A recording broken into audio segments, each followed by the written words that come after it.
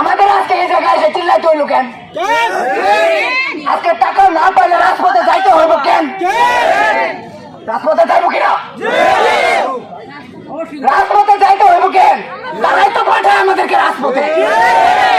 বদনাম হয় শ্রমিকের, শ্রমিকের বদনাম হয়, কারণ শ্রমিকরা রাজপথে নামতে চায় না। শ্রমিকদেরকে তারা তাদের কিছু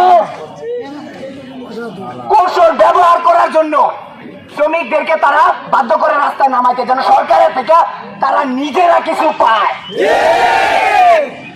অথচ বদনাম হয় শ্রমিকের।